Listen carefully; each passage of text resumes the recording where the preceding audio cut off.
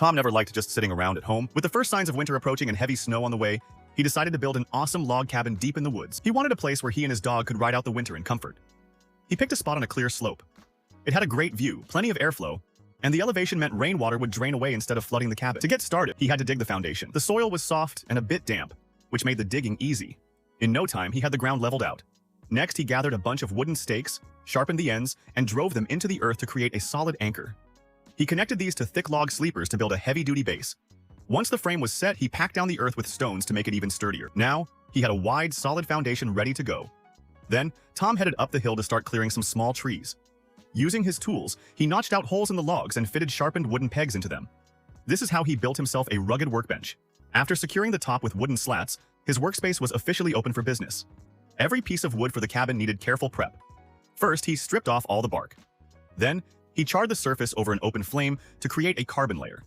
Even though the wood looked charred, this process protects it from rot and insects.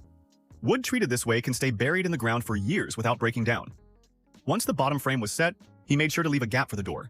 He notched out several round logs and stacked them one by one to raise the walls. As he added each layer, he drilled through the logs and hammered in wooden dowels to lock everything together. Layer by layer, Tom's hard work started looking like a real cabin. Next, he installed the door frame and spiked it into place. Since it rains a lot in the jungle, he went with a classic A-frame roof. He built the rafters and reinforced the joints with spikes. For the front wall, he picked out the straightest logs he could find, planed them down and cut them to length. He also left a gap for a window to let in some natural light and fresh air. Then came the roof. First, he laid down a waterproof liner to keep things dry, then finished it off by lining up wooden planks across the top. Since staying warm is the top priority in winter, Tom built a stone fireplace with a chimney. He framed it out with branches and clay, then lined the base with stones for safety. He built a flue that went straight up through the roof to let the smoke out.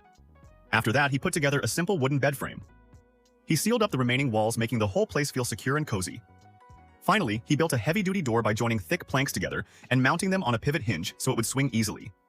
He packed any gaps in the walls with mud to keep the cold drafts out and laid down wooden floorboards throughout. For the finishing touch, he built a small set of stone and wood steps for the entrance. Finally, the little cabin was finished. To celebrate, Tom roasted a sheep's head, bought from the market, over the open fire. After slow cooking for over 2 hours, dinner was served.